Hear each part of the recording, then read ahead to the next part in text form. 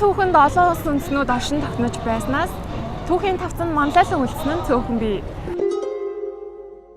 The most powerful of them were the Roman Empire, the British Empire, the Russian Empire, and the Mongolian Empire. Өдгөө Монгол улсын 9 аймгийн нутгаас эртний нүүдэлчдийн цэргийн зэвсэг хэрэглэл, түүний өндөр хөгжлийг өгүүлэх түүх турсгалын олдврууд олцоор байна.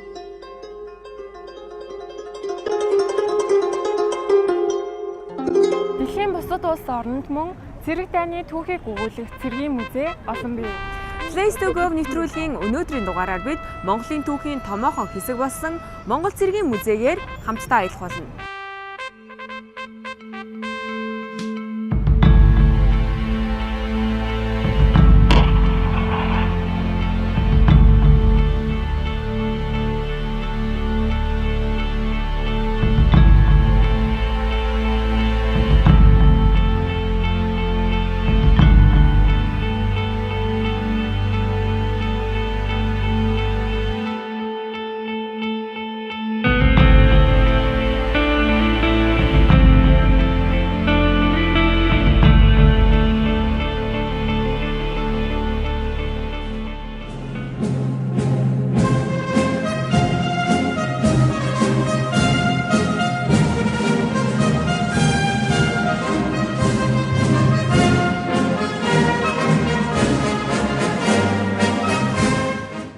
Хамтдаа Монгол цэргийн музей өмнө ирээд байна. Музейн гадна талд цэргийн зэвсэглэлийн үзмрүүд байдгаараа онцлог. Ингээд дотор байгаа илүү сонирхолтой олон үзмрүүдтэй хамтдаа танилццгаая.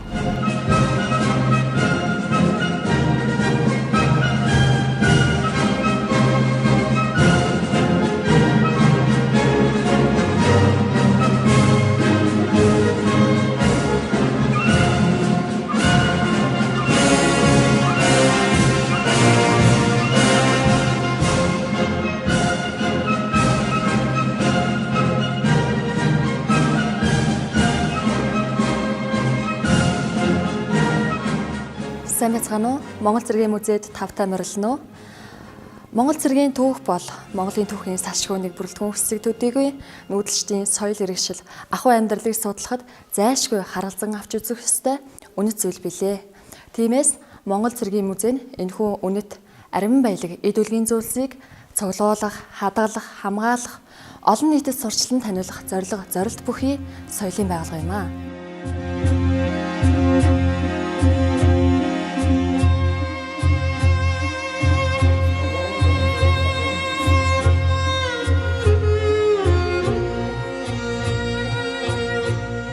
The Mongolian Military Museum has a collection dedicated to the history of the Mongolian army, dating back from ancient times to today's defense system.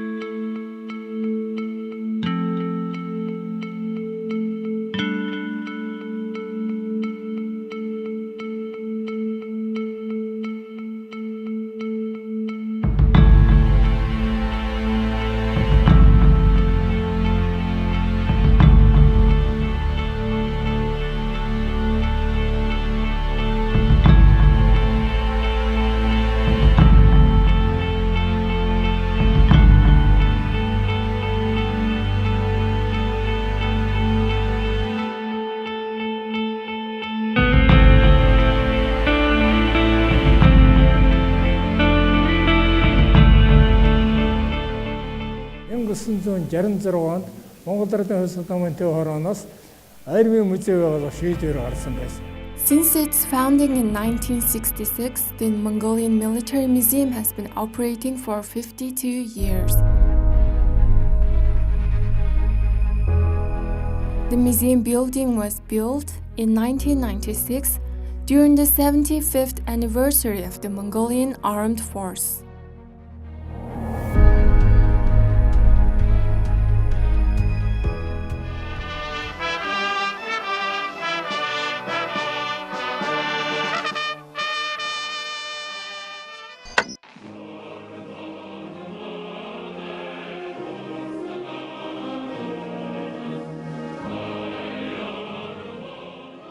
За Монгол цэргийн музейн барилга бол өнөөдөр Монгол улсын хэмжээнд яг музейн стандарт таарсан ийм одоо барилгын нэг байгаамаа.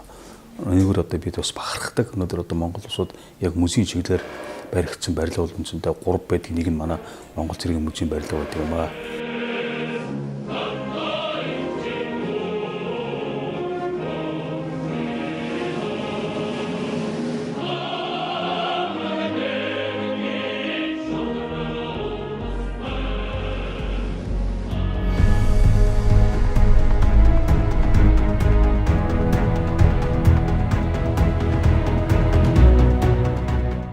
Military history represents the whole history of the country. The exhibits at the Mongolian Military Museum are a valuable part of Mongolia's history of nomadic civilization and even world history.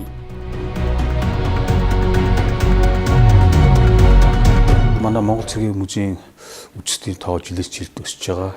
Энэ дээр бас нэг тодруулж хэлэхэд ер нь одоо Монгол улсын хэмжээнд нэг 42 музей байдаг. 42 музейгээс одоо үзэгчдийн тоо статистикаар бол ер нь жил ирэхгүй манай үзэгчдийн тоо бол өсөж байгаа.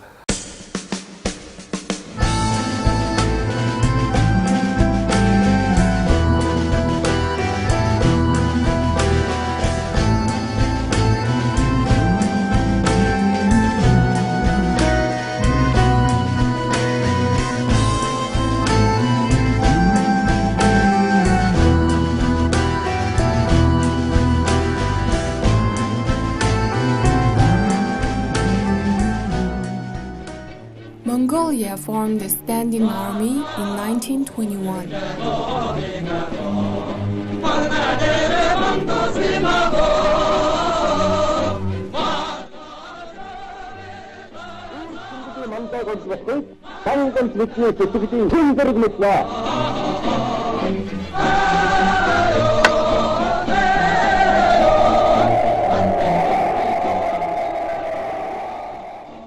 Манай музей нийгэмд үзүүлэх хоёр нөлөөлөл үзүүлнэ. Эх орн гэж үе. Энэ эх орныг хайрлагаас өөр аргагүй юм байна гэдгийг эх орныхоо сайхан үйл явдлууд, эх орныхоо энэ баялагийг үзүүлж чадна.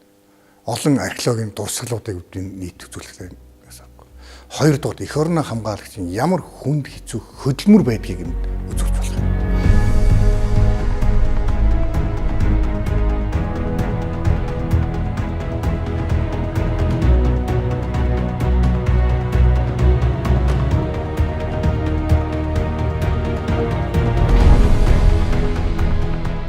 Currently, there are approximately 10,000 artifacts in the museum's collection. About 1,000 of the artifacts are available to the public and are regularly updated each year.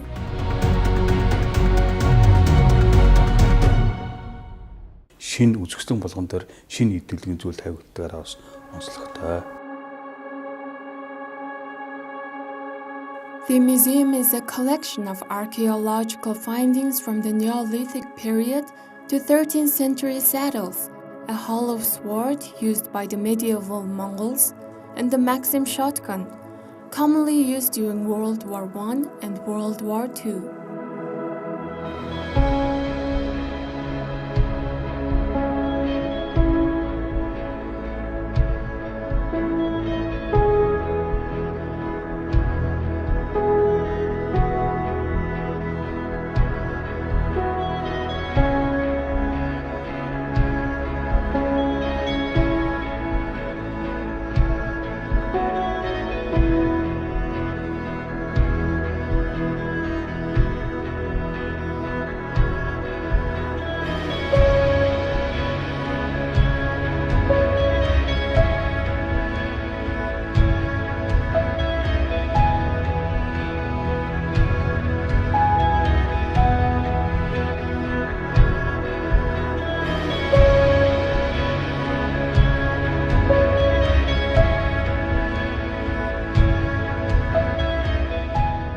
The Mongolian Military Museum's halls: Ancient History Hall, Modern History Hall, Professional Military History Hall, the Hall of Honor, Mongolian Army Uniforms Hall, Colonel Hall.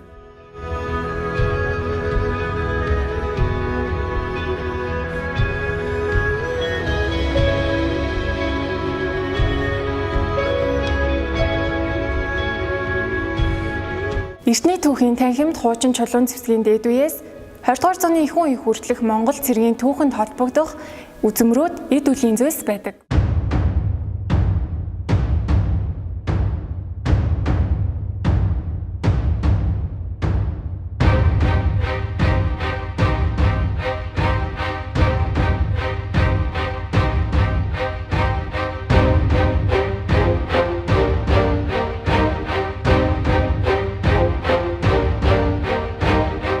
Энэхүү танхимын онцлог үзмрүүд бол хүрэл дуулга, хотгорил, төсвөргөө юм. Жишээлбэл хүрлийн үед хамаарах энэхүү дуулга Монгол нутгаас 4 ширхэг олдсон байдаг. The approximate height of the helmet is 24.5 centimeters, the width is 18.5 centimeters, and the weight is 1.73 kilograms. It has been molded by bronze smelting technology. The supports were designed with holes to secure the thickness of the supports and the neck. The helmet is evidence of the highly developed military weapons of the time.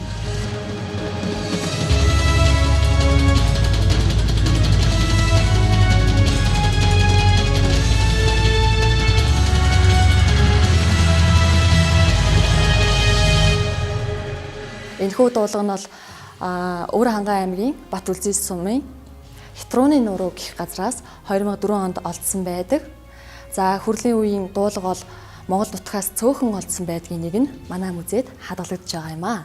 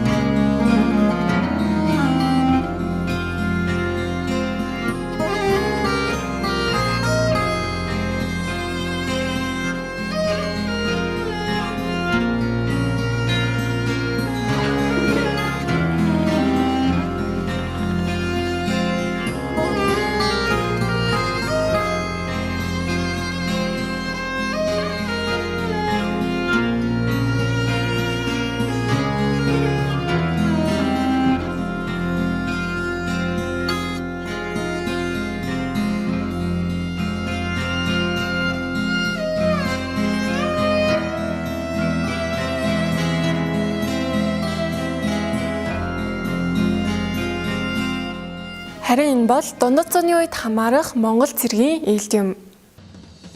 Length is about 80.5 centimeters, width is 3.7 centimeters, weight is 800 grams. This hollow sword has a very sharp edge that does not require much force to cut with. In Europe, this sword was called a crooked sword from the Tartar. Wolves are carved in the lower part of the sword. They represent the ancient traditions of the Mongolians who worshipped wolves as symbols of good fortune, which is linked to the mythical ancestry of Genghis Khan, the story of Burtchon and Qomarl. Энэхүү үйлд нь 1987 онд Баян-Хонгор аймгийн Баянлаг сумаас олдсон 2013 онд соёлын хосгүй өнөд төгөөр бүртгэгдсэн ийм сэлэн байна.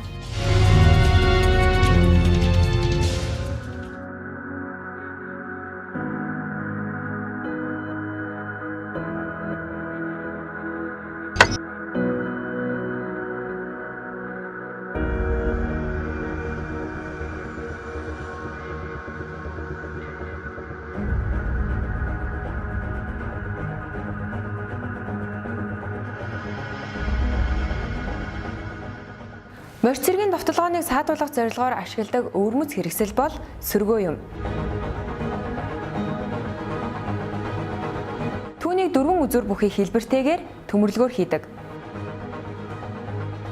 The military army used surgo for protection when they had to evade from the enemies by throwing them around.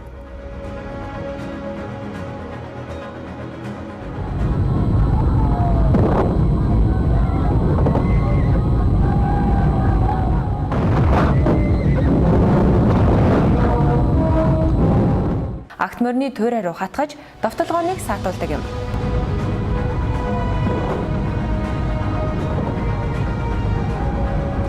1983 онд Төв аймгийн Алтан булаг сумаас олдсон олдор болно.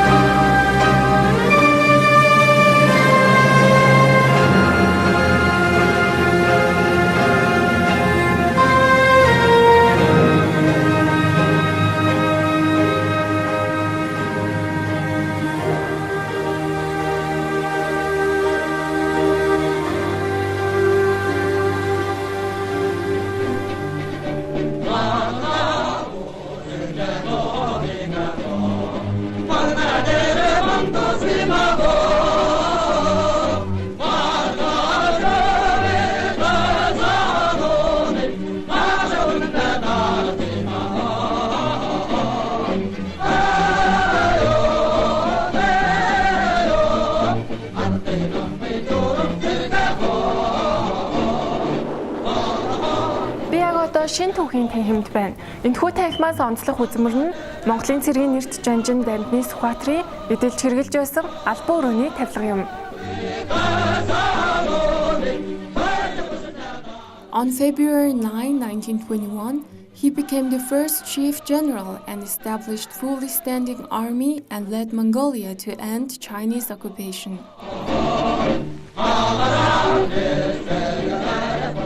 In 1911, Mongolia declared its independence from the Manchu-led Qin dynasty.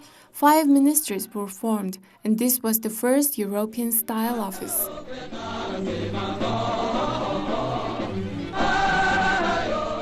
The modern history hall has artifacts from the time of the Bogd of Mongolia, the National Revolution of 1911, the 1921 Democratic Revolution, the battles of Halkhingol in 1939, and the war in 1945.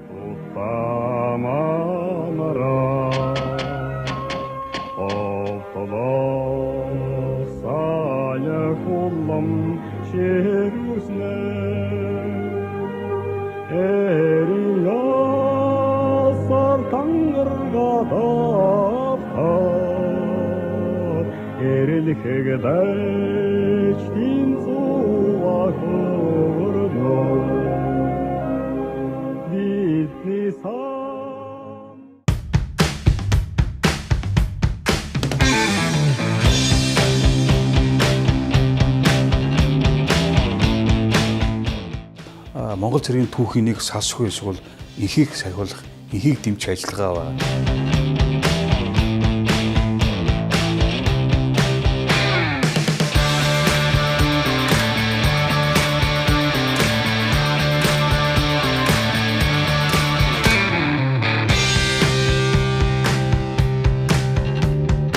За манай музейд Америкийн нэгдсэн улсын элчин сайдын хамтран хэрэгжүүлсэн Монгол цэрэг ихийг дэмжих гэсэн юм үзүүл хийсийг шинээр одоо бид дэглэсэн.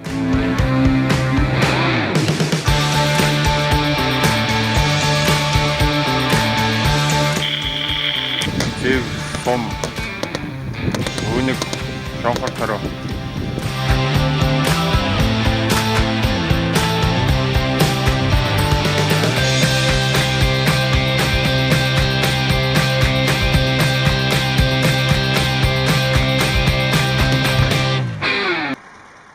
Өнөөдөр Монголын айрам, Монголын зэвсэг хүчин шинжлэх ухааны технологийн сүүлийн үеийн ололт амжилтыг тухайн үе үедээ байсан сүүлийн юмуудыг бид нар ашиглаж байсныг бид нар энд бас харж үзнэ. Магадгүй бид нар тухайн үедээ нууцын зэрэгэлдээ үзэж байгаагүй, харж байгаагүй, сонсож байгаагүй техник хэрэгслүүд, бусад зүйлүүд өнөөдөр энд тавигдсан байдаг. Дараагийн удаа би Монгол хүнээр бахарх юм бол өнөөдөр чинь Монгол цэрэг шин дэлхийн цэрэг болчихсон. Дэлхийн одоо өнцөг болон халуун цэг болгонд бас үүрэг үүсчихсэн. Энийгээр бид нар бахархаас аргагүй юм бол зөндөө байна.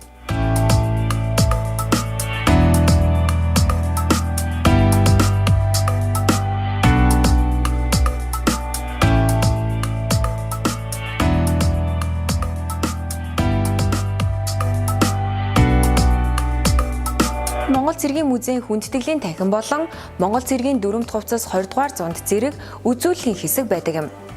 Хүндэтгэлийн танхимд төрийн сүлд, туг далбаа, тамга тэмдэг гэх мэт Монгол улсын тусгаар тогтнолыг илэрхийлэл болсон бэлэг тэмдэг бүхий зүйлс багтдаг бол Монгол цэргийн дүрмт хувцас 20 дугаар зуунд хэсэгт 1911-ээс 1998 оны хоорондох Монгол цэрэг, ардын арим, зэвсэгт хүчний цолны ялгах тэмдэг, цэргийн дүрмт хувцсны өөрчлөлт, шинжилэлт зэргийг харуулснараа онцлогтой.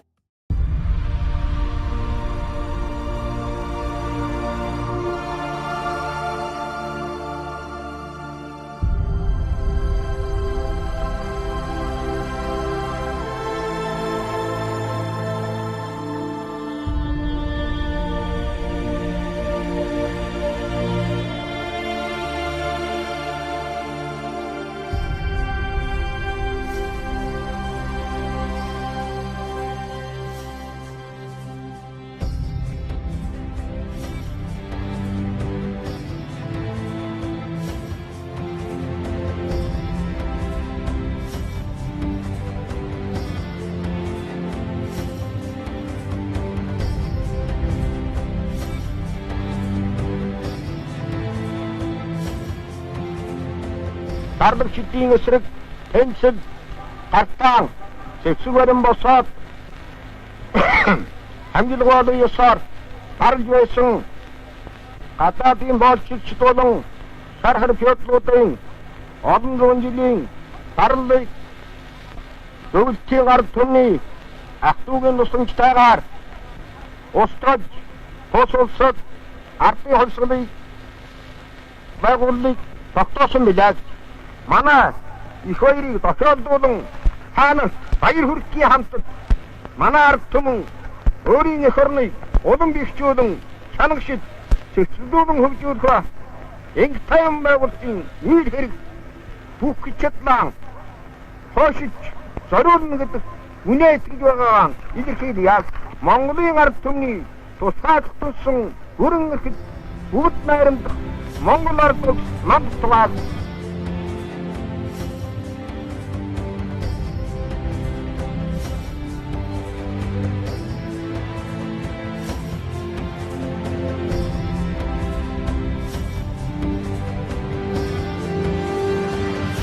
This is the ceremonial uniform of Marshal Choi Basung, who earned the highest title in Mongolian military history, Marshal.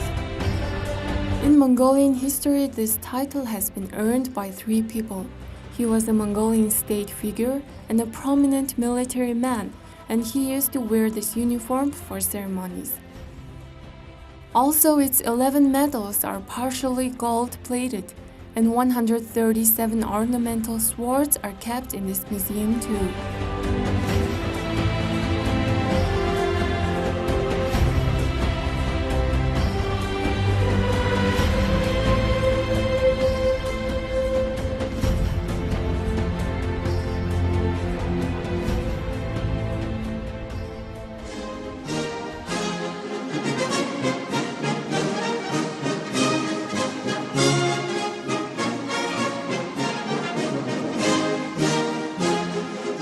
The Marshal Jacob House Museum, which preserves artifacts and photographs from the Battle of Khalkhengol, World War II, and the post-war years, as well as the Marshal Juko Memorial.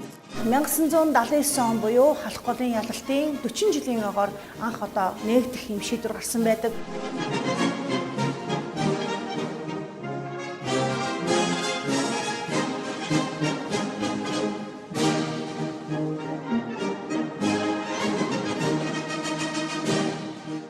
Музейг бол нэг удаа үзнэ гэдэг бол бас өрөөсгөл. Одоо тийм учраас одоо үзэгч олонтой хэлгээд ер нь одоо музейг олон удаа үзэж тэ тухайн одоо альва нэг одоо идэвхтэй зүйлийг цаад утга учир тийм түүнд холбогдох баримт бичиг ач холбогдол үр дүнгийг бол үзэгч олмоор хөнөх хэрэгтэй. Энтэй ойлол одоо музейг бас олон дахин үзээсэй гэж одоо хүсэж байна.